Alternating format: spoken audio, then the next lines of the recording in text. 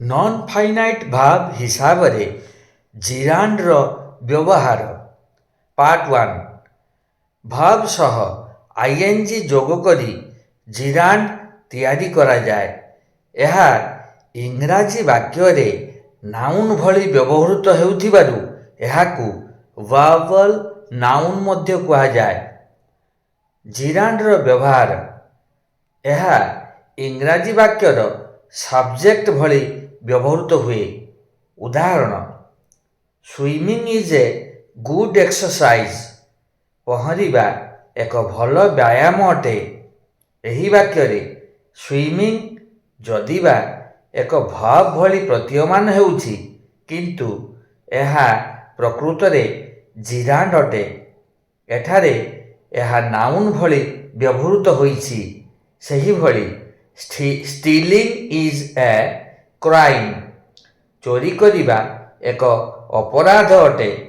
ଏହି ବାକ୍ୟରେ ଷ୍ଟିଲିଂ ଶବ୍ଦଟି ଏକ ଜିରାଣ୍ଡ ଅଟେ।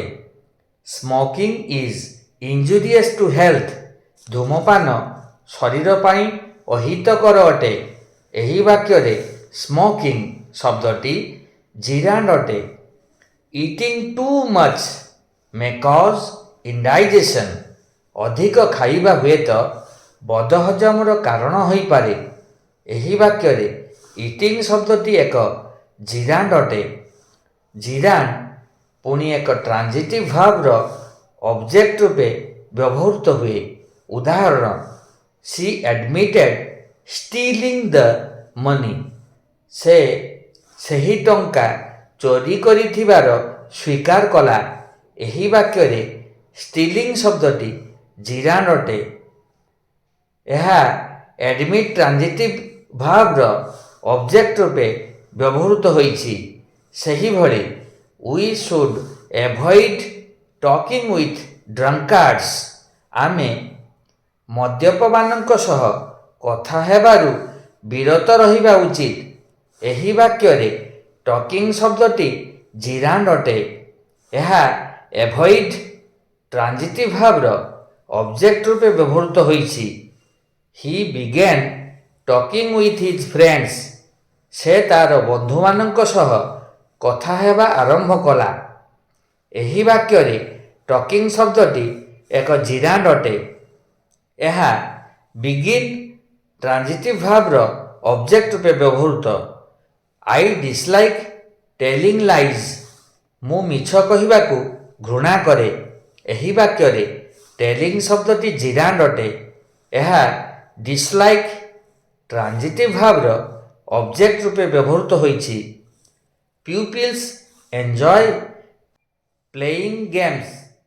ପିଲାମାନେ ଖେଳ ଖେଳିବାକୁ ପସନ୍ଦ କରନ୍ତି। ଏହି ବାକ୍ୟରେ ପ୍ଲେଇଂ ଶବ୍ଦଟି ଜିରାଣ୍ଡ ଅଟେ। ଏହା ଏନ୍ଜୟ ଟ୍ରାନ୍ଜିଟିଭ୍ ଭାର୍ବର ଅବଜେକ୍ଟ ରୂପେ ବ୍ୟବହୃତ ହୋଇଛି। ଦେ କେପ୍ଟ କମ୍ପ୍ଲେନିଂ ଏଭ୍ରି ଟାଇମ୍। ସେମାନେ ସବୁ ସମୟରେ ନାଲିଶ କରିବା ଜାରି ରଖିଥିଲେ। ଏହି ବାକ୍ୟରେ କମ୍ପ୍ଲେନିଂ ଶବ୍ଦଟି ଜିରାଣ୍ଡ ଅଟେ। ଏହା କିପ୍ ଟ୍ରାନ୍ଜିଟିଭ୍ ଭାର୍ବର ଅବଜେକ୍ଟ ରୂପେ ବ୍ୟବହୃତ ହୋଇଛି। C loves dancing. ସେ ନାଚିବାକୁ ଭଲ ପାଏ। ଏହି ବାକ୍ୟରେ ଡ୍ୟାନ୍ସିଂ ଶବ୍ଦଟି ଜିରାଣ୍ଡ ଅଟେ। ଏହା ଲଭ୍ ଟ୍ରାନ୍ଜିଟିଭ୍ ଭାର୍ବର ଅବଜେକ୍ଟ ରୂପେ ବ୍ୟବହୃତ ହୋଇଛି। ହି ଷ୍ଟପ୍ଡ ଟକିଂ ୱିଥ୍ ମି। ସେ ମୋ ସହ କଥା ହେବା ବନ୍ଦ କରିଦେଲା।